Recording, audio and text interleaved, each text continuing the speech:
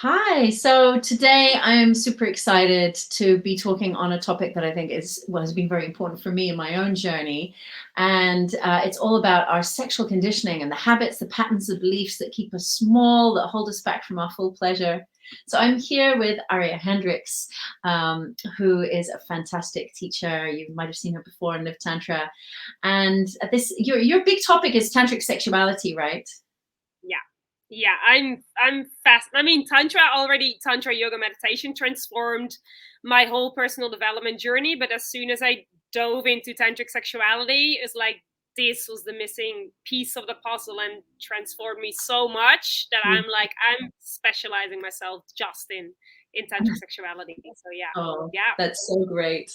So our topic today is all about our kind of earlier experiences and our beliefs, the things that we inherit from like our parents, our religious figures who are around, our culture, right? Our schoolmates, and how these things can affect us later on in our sexuality, and sometimes without us even kind of realizing. Right. So can you share maybe a little bit about your own personal experience with exploring your sexual conditioning? How did you discover that you needed to do this healing? Yeah, it's it's interesting because for me, I was never in a place where I felt that I needed sexual healing. I really came from this place like, oh, my sex life is great.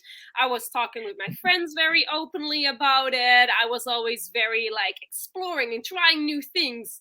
And it wasn't until I actually joined a striptease workshop Aha. because I was just like, oh, I want to learn something new. But that striptease workshop was actually a tantra workshop at the same time, where we looked at our relationship with our body and our sexuality.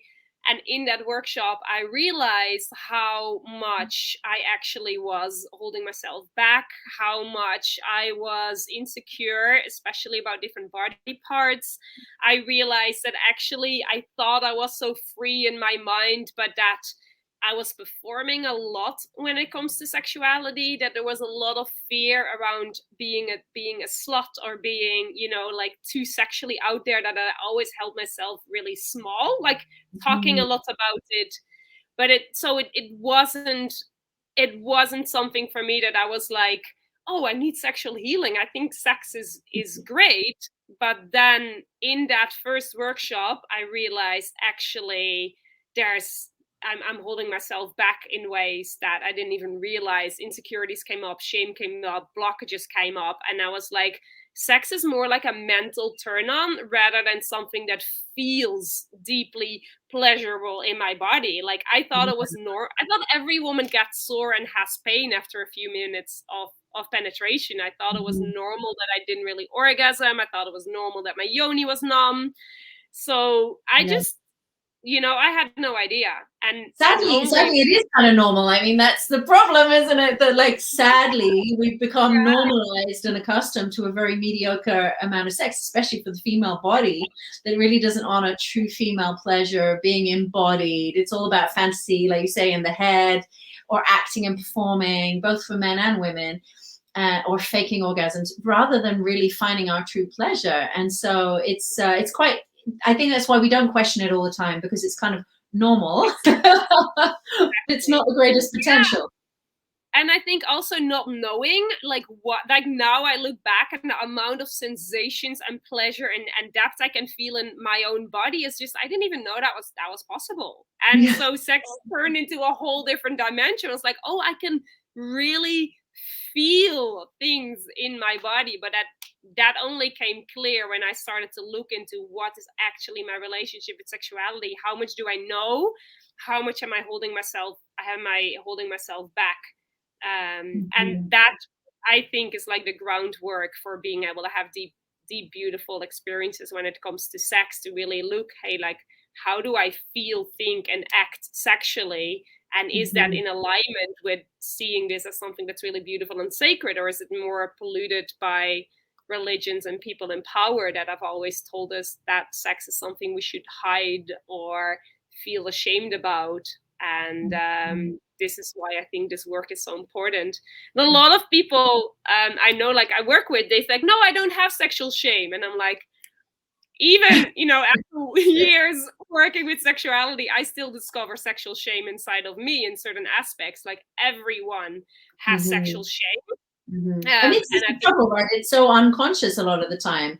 It's operating in the subconscious mind or the unconscious, and so we can think in our head that everything's fine, but actually we could be sabotaging or at least limiting our experience from these deep levels of shame. How do people start to unfold that then? I believe as soon as they start doing any shadow work around sexuality or any like personal development around sexuality, it often starts with more the conscious. I think moving into like the conscious sexuality, becoming more aware of what is happening inside of us and really opening the Pandora box of sexuality and see what comes up, which I think is, you know, happens in beautiful retreats. For example, you know, Tantra, personal development, anything around conscious sexuality. I think it's something really hard to do in your own. And as soon as people step in like a group process or a group retreat and really start looking into their sexuality, I think that's when people realize like, oh wow, there is so much to discover, much to overcome, and like little fears start to come up, you know, around different ways of sexual expression. So I think that's one of the first ways to start talking about it. Do you think there are signs, like we talk about it being unconscious, but do you think, are there ways in which people know that they need to start doing this healing? I think if you're either really curious or really judgmental, I think those are really signs for you to, you know, leak a little deeper. If you're really judgmental about people that are very sexually open and out there, then often it says something about us. Or if you're really curious, but there is kind of a bit of a fear, it's like, okay, you know, I believe everyone should dive into this. I believe this is for everyone, but the people, you know, you're ready or you're not. There needs to be a certain level of personal development work that is done in order to have the courage to really step into this, because it's not easy. Like it hasn't been easy for me, and it hasn't been easy for a lot of the people I see going through this journey. But it's you know, it's super beautiful. It makes you feel incredibly in life when you dive into this. Yeah, right. That's what I always say to people when they ask, well, why do you do this shadow work? It's like hard work, and why do you want to look at it? And I'm like, because there's so much energy there. Like all this energy is trapped in the basement, like locked away with all of our judgments, repressions, fears, you know, and so then we can become so dull in our life. We want to crack that open because of the amount of energy and aliveness and actually like fulfillment that comes out of that, right? Like just to be a full person, to be who we came here to be, then there's just no way of being the full expression of ourselves while we're repressing all of that sexual energy. Say again. I was just going to say, I really love how you say people are really judgmental, really curious. I think that's a really good line, that we tend to either be really like sex positive, like, oh, I want to explore this, but most of the time there's actually a little judgment going on. Or who does she think she is? And look at the clothes they're wearing. And, oh, these people are exploring this and that. And that's usually an indication that if we're judging them, we're judging us, right? Exactly. Yeah. Yeah. Or that we're like, I remember for myself, and like in, you know, when a lot of my friends started to go out and go with multiple guys, and I was always judging them. I'm like, oh my God, they're going with like multiple guys at the same time. But secretly, that's what I wanted, you know, but I was the good girl. I always kept the image of I am the good girl. I don't do that. But my desire inside is wanting to be like them. But I was so afraid to be judged by other people that I held myself back. Yeah, so it's really a key to see where we're judging, what we're judging, and what's underneath that, huh?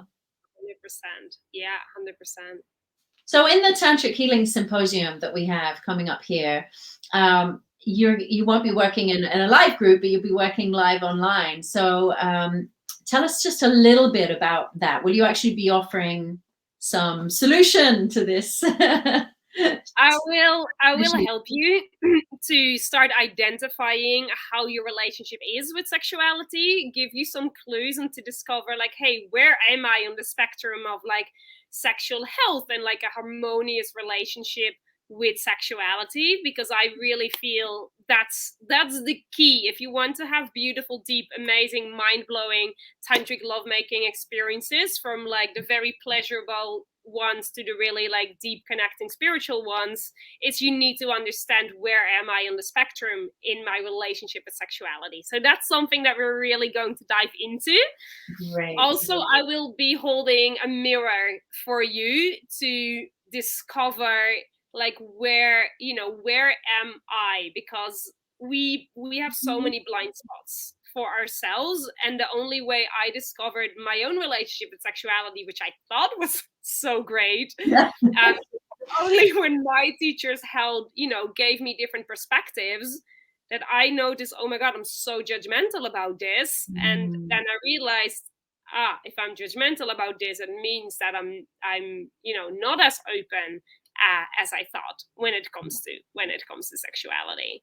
So I will inspire you in ways that can really open your mind, and that can help you to start questioning and shift certain things when it comes to your own sexuality. So I would say mind shifting inspiration, as well as tools to see, hey, where am I at, and where can I perhaps open more. Maybe I'll post a few things that might sound scary, and then it's like, okay, can I find the edge of my comfort zone and expand a little bit from there. Yeah. Oh, fantastic. Oh, I'm excited about this. I'm really passionate about this work too, because it was my gateway in. I actually had physical healing. I had a cyst in my ovary. And as I went in to unravel that, I found that it was a whole bunch of judgments and beliefs that were creating it. And when I released the judgments and beliefs, then the cyst left my body. So it was very eye-opening for me. I was meant to be going for surgery, but then I went back to hospital and like, there's nothing here to remove. Wow. Yeah, and it came from going into the jungle in Thailand and just doing self-healing and just pulling everything apart, just as you're saying, to to find out what beliefs were there. And I found that I'd kind of banished my wild woman, and just like you said, become the nice girl and the good girl, and kind of cut off a whole part of myself, and my body was reflecting that. So I think this, of course, we can never say, hey, this is going to heal cysts or or whatever. We can't make medical claims, but I believe the benefits are so deep of doing this work on every level for, our body, our mind, and our sexuality and our spiritual growth. 100%. I do have a notification that I need to plug in the power of my laptop. Well, we can wrap up now anyway. So if we lose you, we know why. But we will be seeing you again at our Healing Symposium. I'm so glad you're going to be there. It's been wonderful to chat with you today. And look forward to seeing you there. The links will be with this video. Okay, take care. Bye.